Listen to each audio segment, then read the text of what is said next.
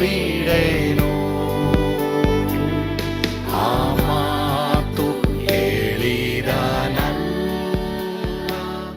ತಾಹೇಳಿ. ಯೇಸು ಕೈ ಬಿಡನು ದೈವಿಕ ಸಂದೇಶಕ್ಕೆ ನಿಮ್ಮೆಲ್ಲರನ್ನು ಆಹ್ವಾನಿಸುತ್ತೇನೆ.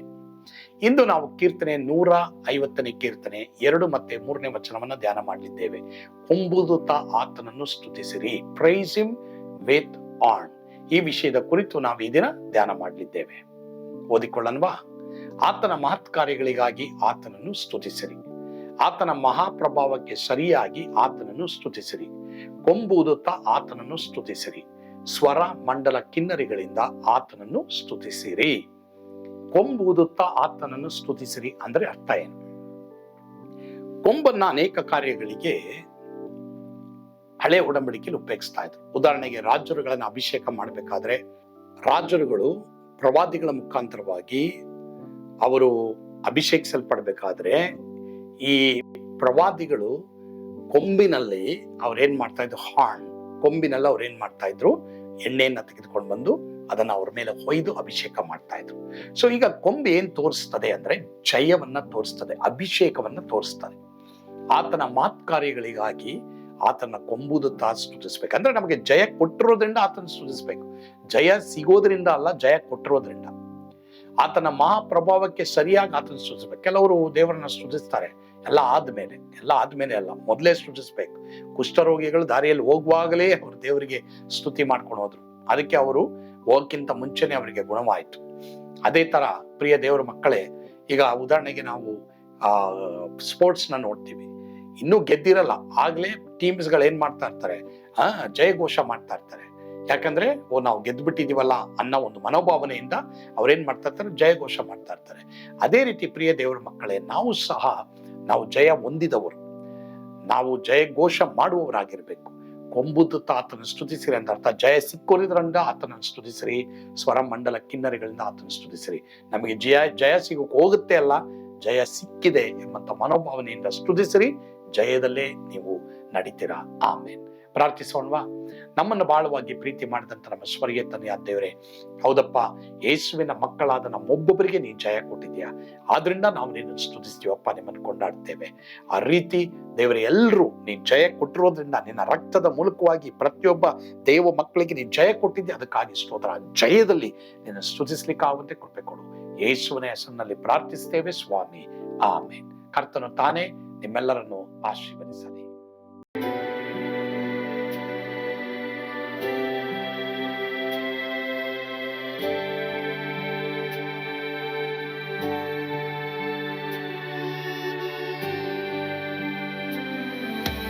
ನಾನು ಪಾತ್ರದಲ್ಲಿ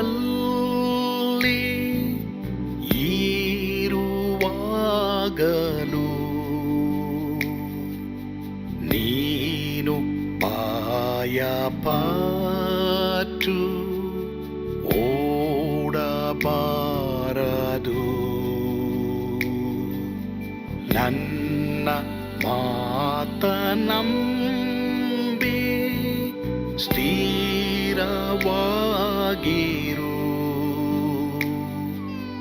ನಿನ್ನ ಬಿಡಲಾರೆ, ಬಿಡೆನು ಎಂದೆಂದಿಗೂ.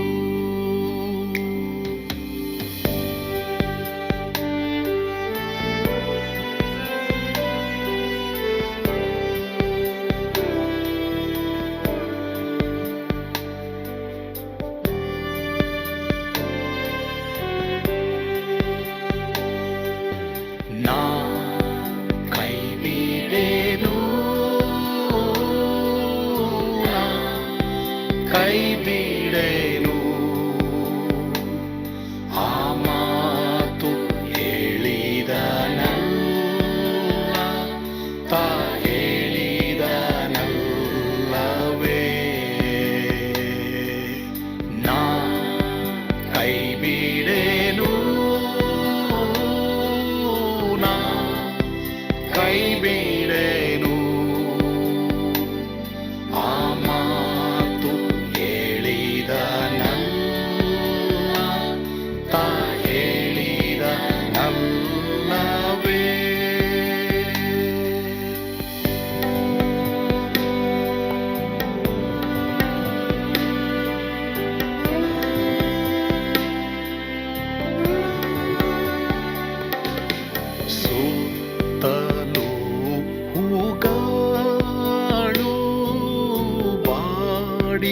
ಹೋದರು. ಮೇಲೆ ಸ್ವರ್ಗದೋಳು ಬಾದಲಾಗದು. ಅಲ್ಲಿಂದೇಸು ಸ್ವಾಮಿ ಬಾರುವಾತನು. ನನ್ನ ಬಿಡಲಾರ,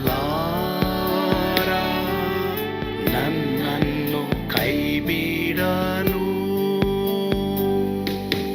ನಾ ಕೈ ಬಿಡೆನು, ನಾ ಕೈ ಬಿಡೆನು. ಆ ಮಾತು ಹೇಳಿದನಲ್ಲ, ತಾ ಹೇಳಿದನಲ್ಲವೇ. ನಾ ಕೈ ಬಿಡೆನು, ನಾ ಕೈ ಬಿಡೆನು. ಆ ಮಾತು ಹೇಳಿದನಲ್ಲ, ತಾ ಹೇಳಿದನಲ್ಲವೇ.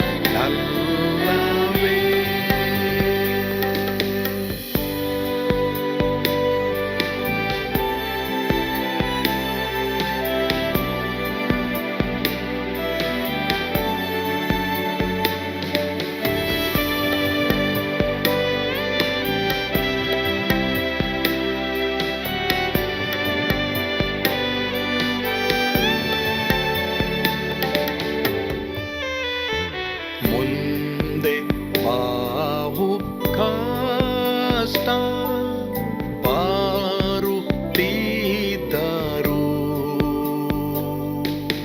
ಭಯ ಪಾಡಲಾರೆ, ಸ್ವಾಮಿ ಇದ್ದಾನೆ.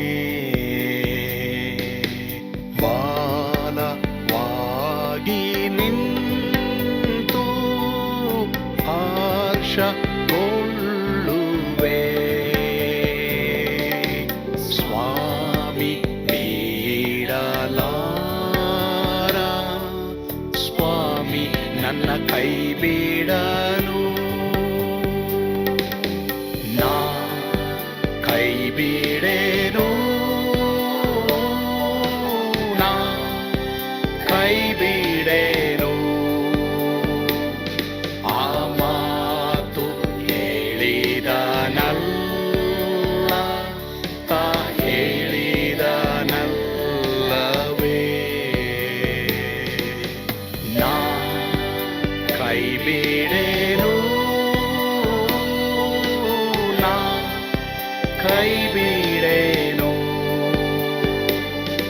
ಆ ಮಾತು ಹೇಳಿದನಲ್ಲ,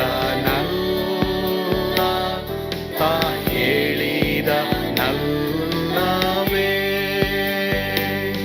ತಾ ಹೇಳಿದನಲ್ಲವೇ.